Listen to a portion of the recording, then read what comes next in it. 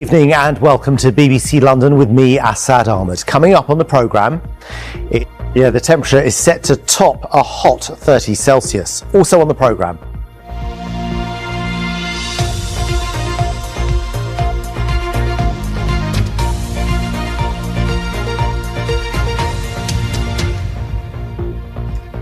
OK, officially it was the hottest day of the year so far, and there was nowhere hotter in the country than London.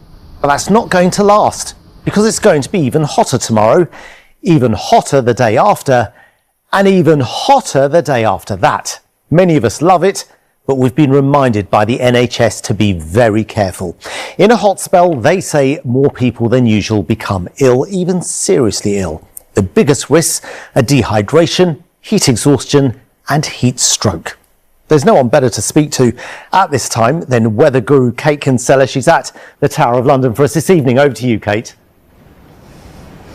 Thank you, Asad. Yes, it's a lovely warm evening here at the Tower, with Londoners and tourists alike taking a stroll in the evening sunshine. Now, today was quite rightly the warmest day of the year so far. 28.4 Celsius recorded at Heathrow, and that in itself is very warm, if not hot, for May. But the temperatures are rising over the bank holiday weekend, up into the low 30s as we head into the first part of next week, which will meet the criteria for London to be experiencing a heat wave. The criteria for that is 28 Celsius on 3 consecutive days. Night times, of course, still very warm as well. Now, I'll be back at the end of the programme with a full forecast with your weekend weather. But first, our reporter, Talua Doye, is here with a report with some advice on how to stay safe in the heat and the sunshine. Now, after a breathtaking week of football, this weekend promises more. Now, it's one of those you don't need to normally be into football to enjoy it weekends, because after Arsenal winning the Premier League on Tuesday, their rivals Tottenham, maybe even West Ham United, will be relegated. We'll know within the next 48 hours. And whichever club goes down to the Championship brings with it consequences for London. Chris Legg explains how. Marilyn showed there how to destroy a BBC reporter's confidence in a sentence. Now let's get a look at the weather forecast. It is the bank holiday weekend. It is hot. Let's go back to Kate, who's at the Tower of London. Thank you, Asad. Yes, it is going to be a warm one, and I'm squinting in the sunshine here along the Thames. It's still very warm. As we heard earlier, temperatures 28.4 Celsius recorded in London today. It's the warmest day of the year, but as we've already mentioned, they are going to climb. Now, there is a little bit of a breeze along the Thames, as you can see by my unruly hair, but on the whole, the weekend, there's not a huge amount of wind around at all.